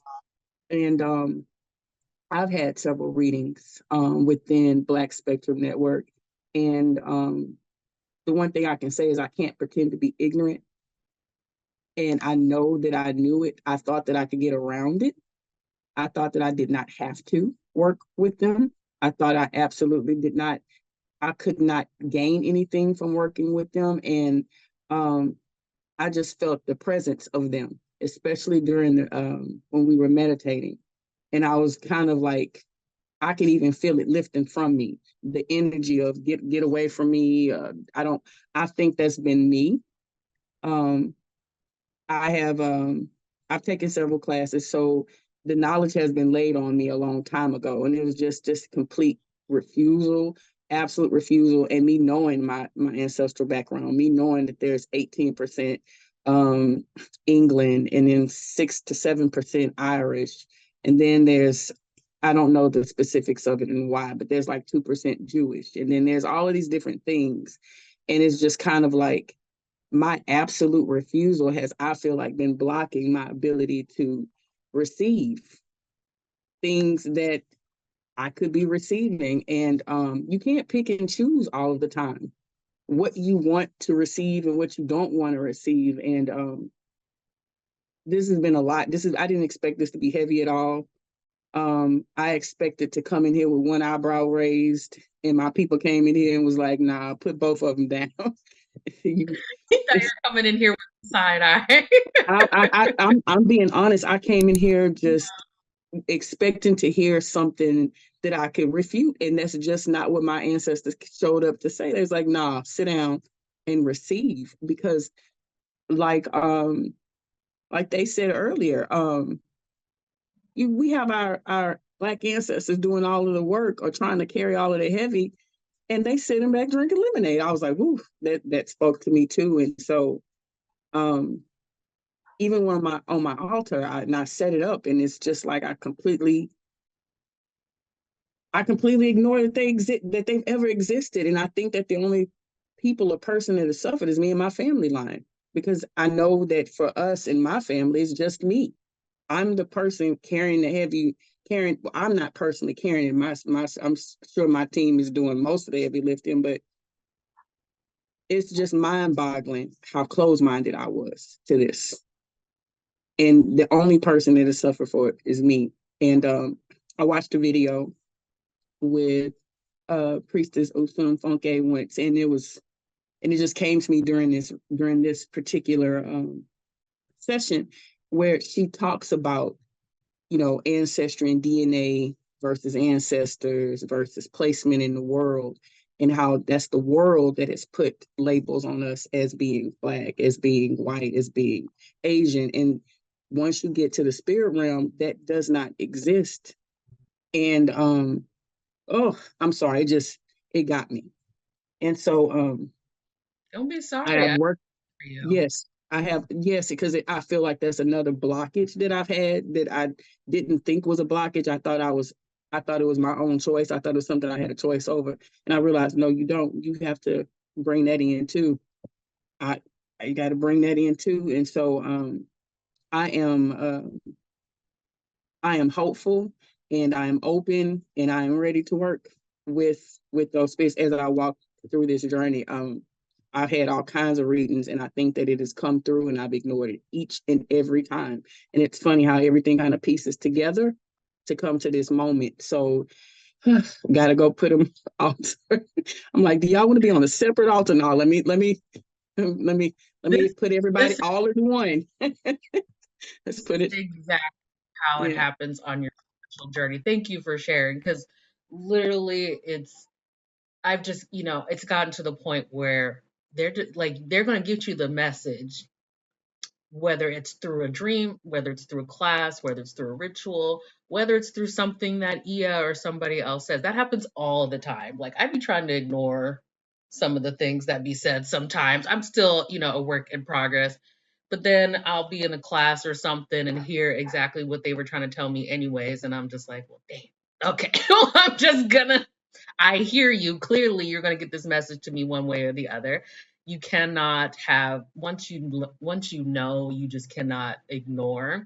And you are not alone in feeling particularly traumatized by whiteness and what that has done to us as a collective. So it's natural to have these feelings come up. But what the message I got mostly about putting together this ritual was like, why are the Black ones the only ones who are getting the offerings, being tasked to do things? Because it is an energy exchange. You are tasking them to do something.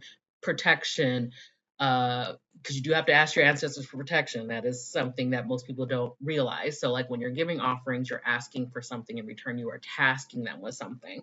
And there's just so much that you are not accessing because of our own, like, oh, well, white people have done bad things. And it's like, well, that's cute, but this has to do with your bloodline and the white people and the European people in your bloodline and what they have for you. And cutting your nose off to spite your face is something we're all kind of guilty of doing, which is why this ritual will be super helpful, because they're like, they want to work too. Like, they're like, they can only have so much just sitting there drinking lemonade. Like, they see your other ancestors getting like offerings and having a good time and still, doing the task that you're tasking them to do. But your European ancestors want offerings, they want to work as well. Like, they this is why I had this ritual, because some of y'all's ancestors were very loud, which is like, hey, hey, oi. I actually heard oi, okay, a couple of times. So it's very it's like, stop it, Tashika. I just wanted to say I appreciate y'all, the support, the presence, the guidance, the information. It has been very informative and inspirational. My grandfather, I learned, well, let me go back October. I'll be real quick. So October, I went back home to Niagara Falls, and before my father died, he was on a search to find out. His name was changed from Samuel or Richard to Christopher. They took his estate, him and my aunt when they were children. My grandfather, I thought he was from Syria. I got his death certificate in October. Come to find out, he was from Lebanon. So basically, I feel like all my life, there's a lot that I didn't know, and a lot has been based on lies.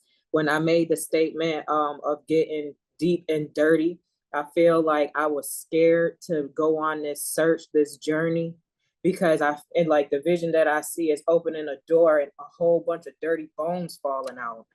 But I know that, like you said, the ancestors are calling. I've gotten readings as well.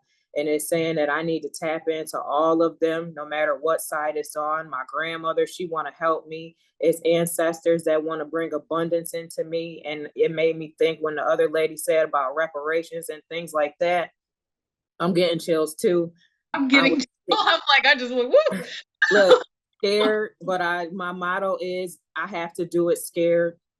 I have to be open to what's coming. I don't know what's coming. I feel like it's about to be a whole bunch of shit, and I got to be ready, and I just got to get on it. So again, I just want to thank you all. You are definitely inspiring me and motivating me to do this work.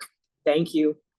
Hey, I love that. Ashe. Okay, because this is really what I am most passionate about.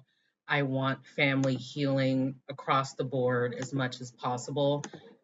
It does make just my life therapist easier when my clients are doing like, when you're coming a little more cleansed out with some of these negative things, like, it just makes it easier to do like therapy. But it's also just my contribution to the community is I want the family healing to happen in the ancestral realm, in the living realm, for your children, for your children's children. You all are here because you've been tapped by your ancestors to be the one that does this be lifting. But the good part about it is like that's what we're ending with a party and going to be eating and all these things because this is a celebration. Like you're coming home. They're coming home to you. Like we're about to really elevate it being St. Patrick's Day. Luck of the Irish. Get your gold coins. They got all that for you. So like they just wanted you all to show up and start doing the work. And you know, once you can't uncrack an egg. Now that we know, we can start really tapping into all these various things. So I say all that to say, let's start putting our bath together. You can stay on and we can do it together. I'm going to put the music on. And then after the spiritual bath is done, it'll take about 10 minutes. And then I'm just going to, we can start bringing out your offerings and you also can start eating yourself. Remember, we do not share plates with the ancestors. They get their own plate, their own cups, their own everything. You have something separate for yourself. And then when it is time to be disposed, you do a divination to ask how to dispose it. Some ancestors will want it buried near the cemetery. Some will maybe want the offerings left at a bank. Divine and see what it's about. But because there's a lot of like abundance, prosperity stuff that I feel like is going to be coming in, a lot of your offerings will probably need to be either at a bank or a cemetery. So, any more questions or comments before we start putting our bath together? I just have to say I have a thank you. comment, Egg Babe. Yes. If y'all were blessed by this ritual, meditation, release session, anything else that Priestess Oyapetu has said, go on ahead and leave her a love donation. You can also connect with her on her site, on her link tree. I'm posting that link as well. We are speaking about energy exchange, not just on the ancestral realm, but with the people that are connecting you with your ancestors. So y'all know what y'all are doing. So make sure that you are mindful of that energy wisely, okay? Yes, come in with your thank you. Egbe, yes, come in with, gratitude. That's why we did that meditation. We're thanking the Igungun for starting their interactions with us. We are going in and having a good time. We're gonna dip our toe in. We're gonna relax. It's gonna be relatively chill. So to answer the questions about the limes, we are slicing the limes until you have 9 pieces. The 9 pieces will be the ones that go into the actual bath. And then for the rest of them, I want you to do 9 slices as offerings for your Igungun and also for Oya. So you should have 9, 9, and 9 essentially. Anything that's left over can be used for like condiments can be used in the food that you are presenting because a lot of your ancestors like lime juice as part of their food. So definitely start with that and start with your enchantment on however you do your enchantments with smoke of some kind or with Reiki. If you have any sigils or anything that you want to put on the bowl, you can do that.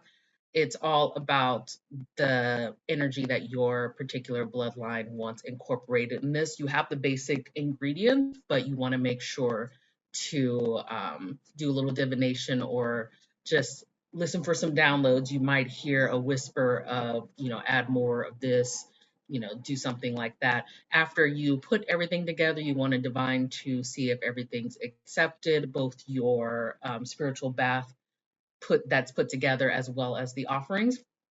And then once you get a yes on both, then you're essentially done for the day. Now, when you use this bath, I recommend leaving this your bath to charge essentially on your Egungun altar for 9 days at least. Maybe 18, but I would say at least 9 days this needs to sit on this. You also can once it's ready, you can use it however often you want because it will have limit. if you have any citrus allergies, be mindful of that. But for the most part, when it's mixed with sea salt and things like that, it shouldn't be too much of an issue for like being a skin irritant. But yes, once you're completed with enchanting and mixing all the herbs and the limes together and putting your offerings out, then you just divine to make sure everything is accepted and you are done for the day, and then put it on your altar to charge for 9 days. You can also divine to see if any of your ancestors want you to use some today in a bath. Some people will have that requirement, especially maybe the Irish. Those with Irish backgrounds might want you to do some of your bath today on St. Patrick's Day, but divine first to make sure. Any questions, comments, concerns before I put the music back on? You're welcome, Oya Baby. Thank you all for joining this ritual. It's been amazing, and I'm so happy to hear how things are going. You have all of my contact information, and I'm curious to hear how things go, so you can always reach out to me. I also offer divination services, like I have a generational healing divination service, which would focus more on some of maybe more of the dearly departed or some more of the recent like generational curses, whether it's addiction or something like that. So I have a service that does offer exploration of what's going on in your family, and that can add to your healing. I also offer spiritual wellness coaching. I'm licensed as a clinician in California, but I'm able to do spiritual wellness coaching for anyone because it is because I'm a therapist, but I will still put a mental health spin on it. But it does open up my options to be able to help anyone outside of California by doing the wellness coaching. All right. I'm so excited. Thank you all. I know it's been 2 hours. You guys are troopers, 2 hours on a Sunday. So I am so happy you all made it. And let's get working on our spiritual bath. If no more questions or comments, and then I will put the music back on. You can leave your screen on, you can turn it off, whatever works best for you. I'm going to probably turn my screen off real fast because I am going to be roaming and checking in on my kiddo. I have a question. Yes. I feel like I might not have gotten the full exactly what it was that we were doing. So I've been taking notes. And then I heard you say leave it on your altar to charge for 9 days. So in my head, I'm like, what the hell did I just miss? No. So this is what we're doing is we're putting the spiritual bath together. This is a recipe, and all of the things that I mentioned, like the St. Johns Wort, the bay leaves, the cardamom, sea salt, and the limes, that's part of the recipe for this spiritual bath. Now, everyone should have a altar of some kind. I have a dearly departed altar as well as an Agungun altar. My husband and my child share their side of the family shares an altar. We actually are probably going to have to expand, and now that we have his DNA results, we've got a lot more space that needs to be done. But ultimately, you should have at least one altar or at least a dedicated space for your Agungun. And so when I say charge it, it basically means you're leaving it on the altar for 9 days, and the Agungun energy essentially will be like infused into it while it's charging. So this is a salt bath, right? Yeah. Got it. Okay, that's the part I was trying to, because all the other baths that I've done have been like go and boil it on the stove and put it in the bathtub and get in the tub or pour it over your head. So I'm like, oh, okay, wait, we're charging something. Oh, okay. That's what I mean by charge. Charge means to leave it on the altar essentially for infusion. And there's lots of different ways to do spiritual baths. Boiling is definitely one of them. That is, different from when you're doing a sea salt bath. So this particular spiritual bath is a sea salt based bath. And all of the herbs and the limes were the downloads I got about the kind of spiritual bath the European Egungun particularly wants, at least for a base. This will be your intro. The journaling that you all are going to be doing, any other services that you are going to partake in that will help you manage your workings with your European Egungun all of that will start just with basic spiritual bath. You're going to want to document any dreams you have, especially after you start using the bath. I did say for those who have Irish and Agungun or ancestors, you might want to divine to ask if they want you to use some of this bath tonight. Because some people, it's St. Patrick's Day, some of your people may want that if you have Irish in particular in your background. But mostly it's going to be including 9 slices of limes in the actual bath, 9 slices of limes as an offering for your European Agungun, or part of your offering, 9 slices of lime for Oya. You also want to give a shot of gin/OT to Oya as well as your Egungun. There's also other like beverages that your Egungun may want. I had to get scotch and make a sangria with champagne and Italian wine. I'm like, what is this? Like, this is a very strange concoction, but okay. You're insisting, so that's what we're going to do. So yeah, just essentially the spiritual bath will be charging or infused on your altar for 9 days, unless you get clearance to start using some tonight. But I still would, charge a bulk of it on your altar, even if you use some of it tonight. That was a great question. Thank you for asking. All right. Any more questions before I put our Irish jigs back on? Like, I'm going to put it on shuffle, but I just can't wait till we get to like the French and like European hip hop, because I'm just like, people don't get it. I'm like, we got swag all over the world, okay? So don't be hating on your white ancestors. You don't know what they were doing. They could have been that girl, you know. So make sure you definitely get started on that. Thank you, Ia, for coming and for saying that this was a great experience. I'm excited for everyone here. I really feel the energy.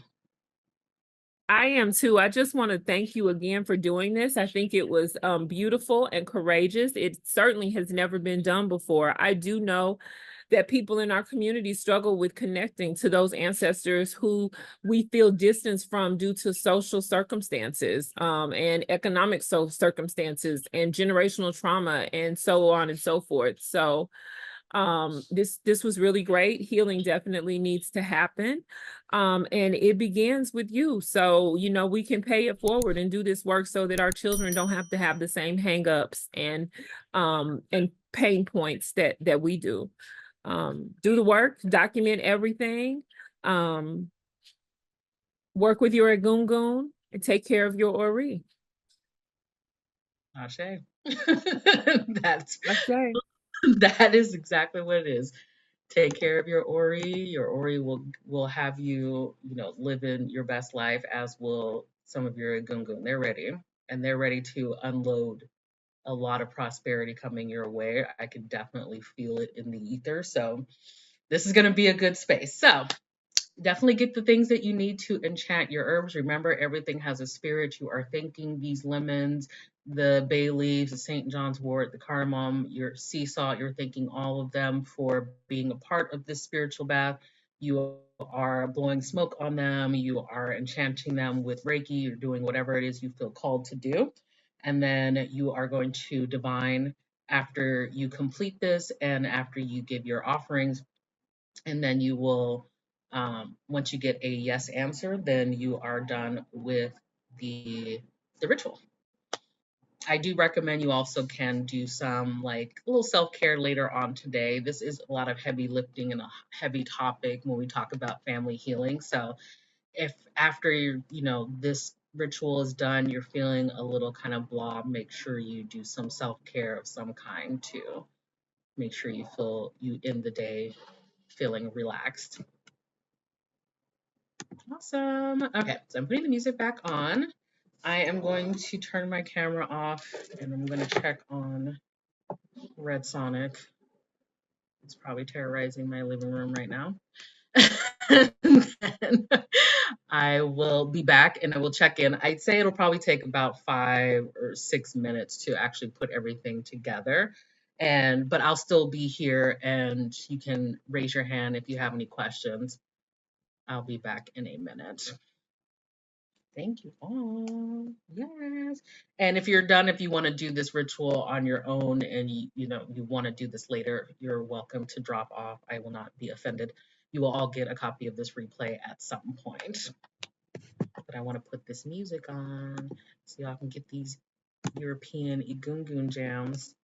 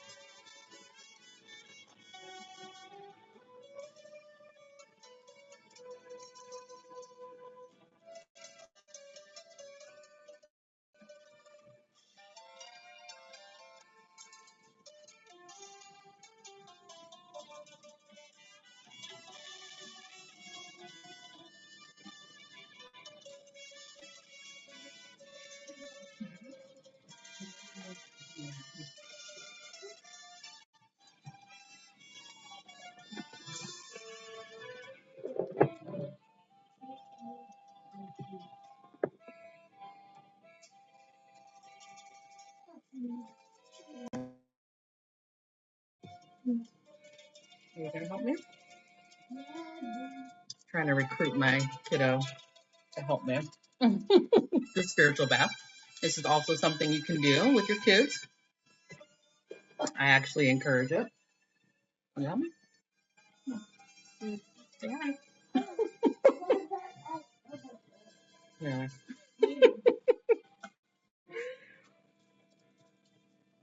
Okay.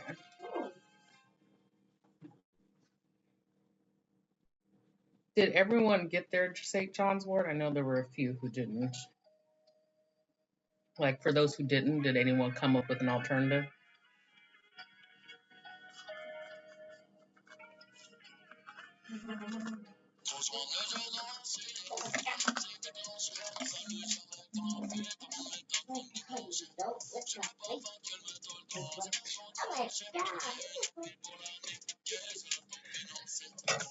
Red Sonic is not helping. You were supposed to be helping me.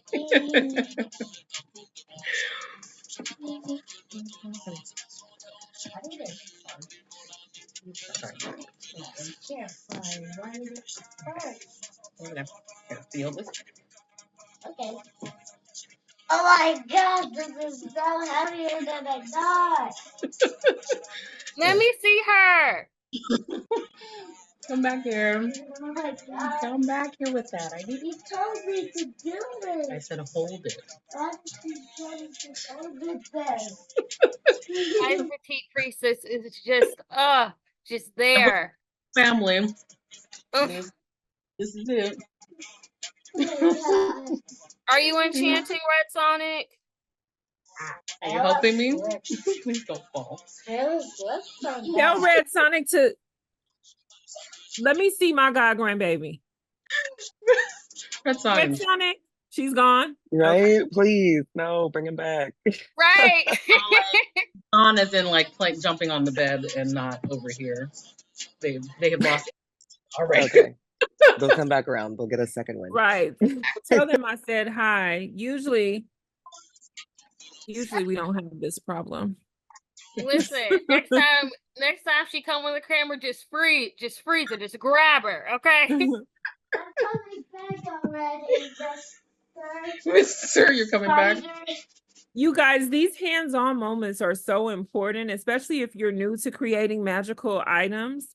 So it's good that you're doing this all together. It's also really good energetically too, because when two or more gather, I will be in the midst, said the Lord. So putting your stuff together with like-minded people in the same moment, occupying the same space-time is good as well. If you have any questions, this is a great time to ask them. We've had a lot of really great conversations that have happened over mixing things together. So this is the work. This is the real life. This is what it looks like. Yes, definitely. Ask any questions you may have, especially those who have kids. We are very like Red Sonic gets, Ori feedings and cleansings. There's a lot of like helping with spiritual bath construction. We really want you to get your kids involved so that they're not in their 40s like I am, barely figuring things out. You okay? Yep, definitely let those babies put their fingers in the bowls and mix up stuff. Let them make their own little bowl. If they want to deviate and add some other stuff, let them do it. Sometimes Exactly. they can hear more clearly than we can. Too much salt, according to Red Sonic. So I'm like, sometimes the ancestors speak through your kid.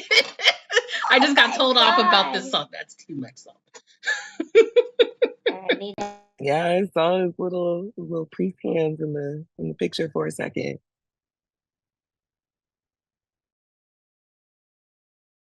Oh, you're muted. Oh my god. Red Sonic's cutting a lime. You gonna say hi? Hi. Hi, Red Sonic. Oh, baby. Oh my god. Red Sonic is excited to be holding a knife right now, cutting lime. So. Oh my goodness, because we know that is not allowed other times. They're like, I'm not stopping for nothing because knife in my hand, and mom has not discovered that yet. So, like, I can see you.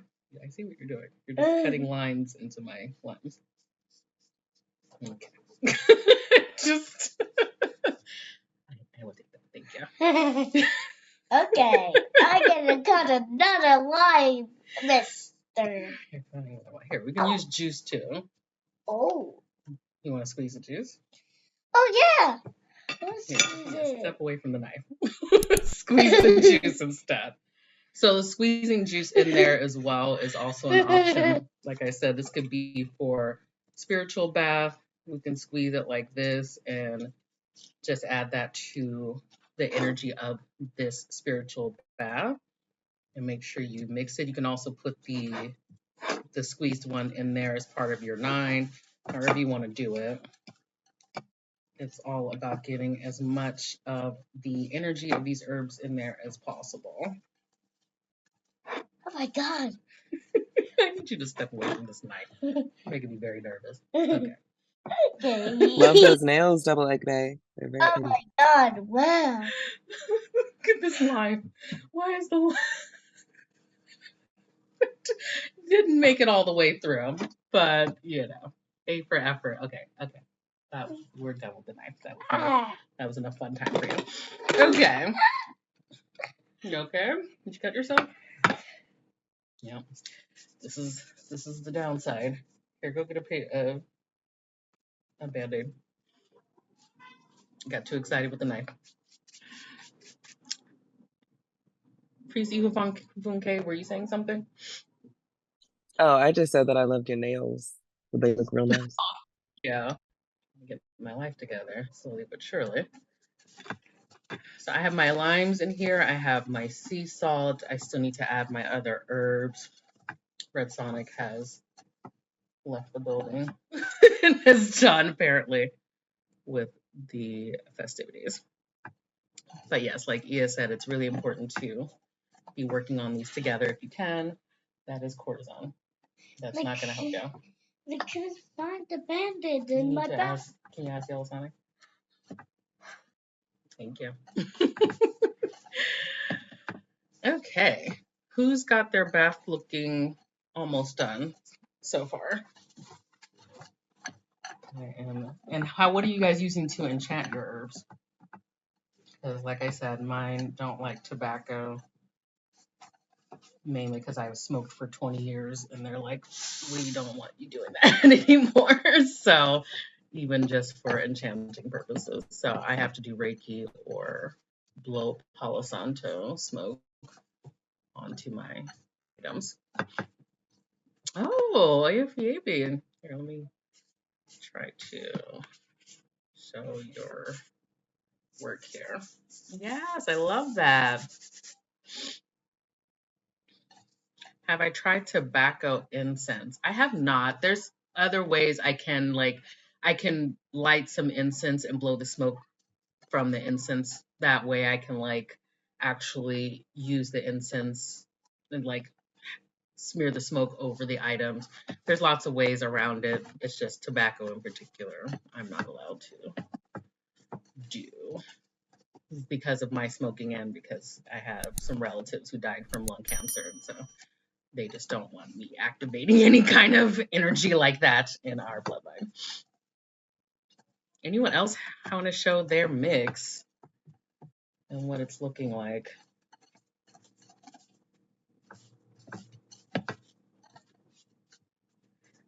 I know these are big limes. And I actually feel called to use some of these for Red Sonic's Ori feedings.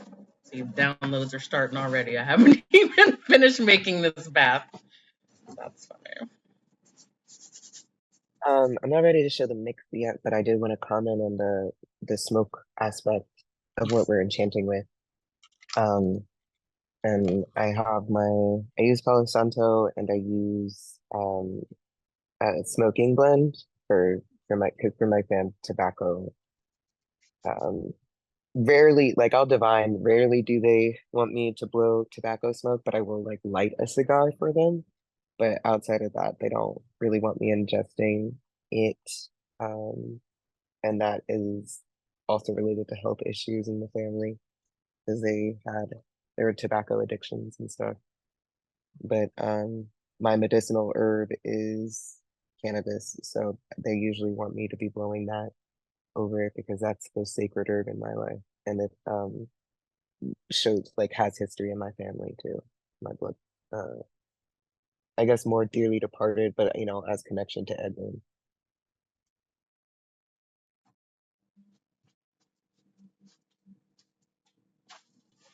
Thank you for sharing. I love that.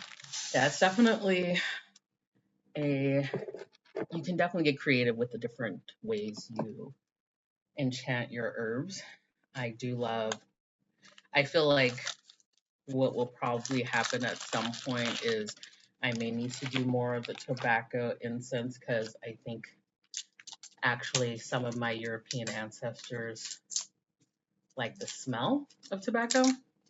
So I think I will need to figure out a actual smell that they can kind of get on board with without me having to actually consume the smoke. But yeah, there's lots of different ways you can get creative with it, especially if you are someone who practices Reiki or energy work.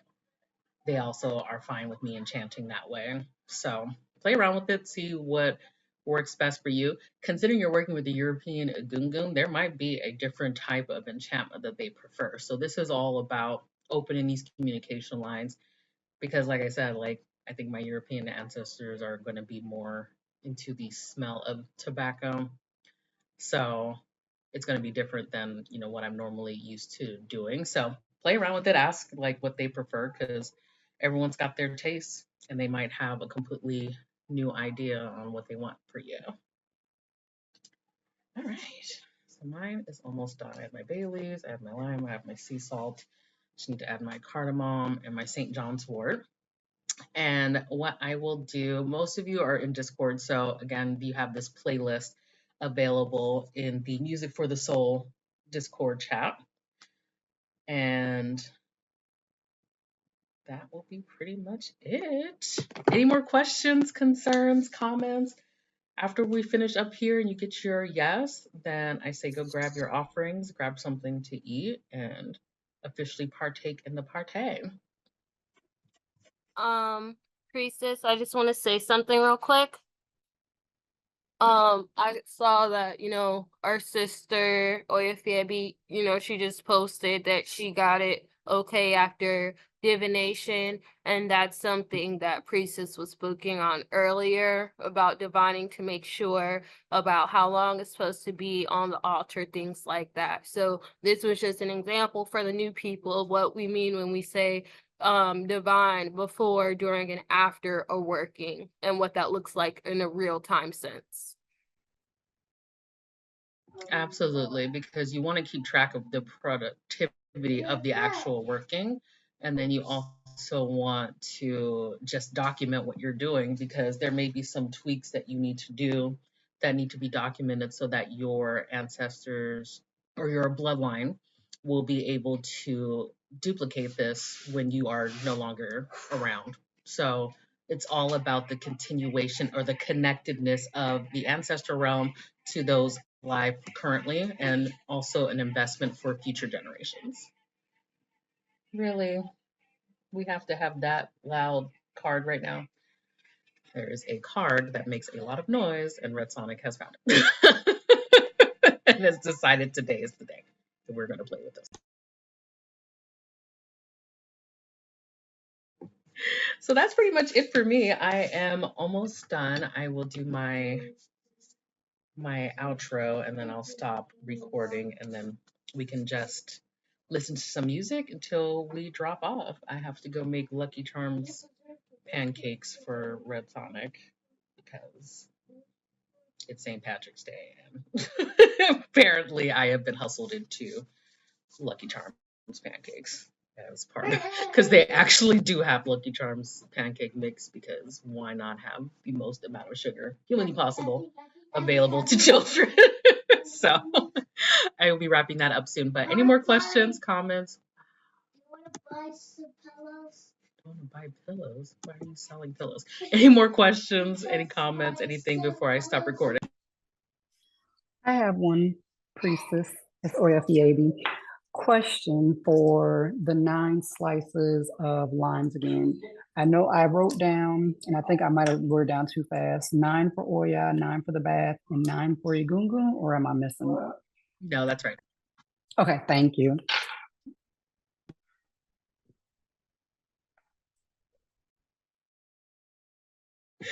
We should call it the pillow shop. What does that even mean? Okay. I'm going to do my outro. Okay. I need you to be quiet, please. I'm talking.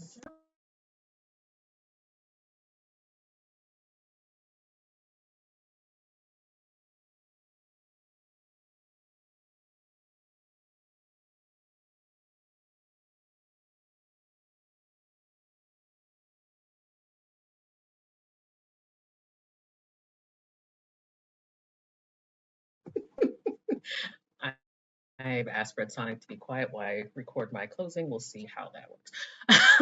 So again, this has been the Luck of the Irish, venerating your European Egungun ritual / class. Thank you all for joining. Again, my name is Priestess Oyapetu Ifawemimo.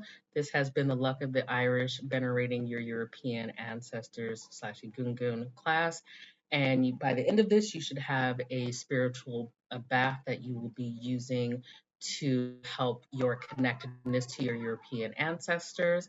And you can reach me at oyapetu.learnerishahoodoo.com for any services and classes. I've done like Wellness Wednesday classes where I talk about mental health. I have done Family Systems Friday, where I've done a genogram and broken down the family system of the Bailey sisters. I offer the generational healing, divination, and the spiritual wellness coaching. I also offer Reiki. So there's lots of options on being able to continue working with me. You can also reach out to me and let me know if you have any questions, or if anything comes up after doing this ritual. Feel free to reach out to me. So I appreciate you all. Thank you so much for coming, and I will see you all soon.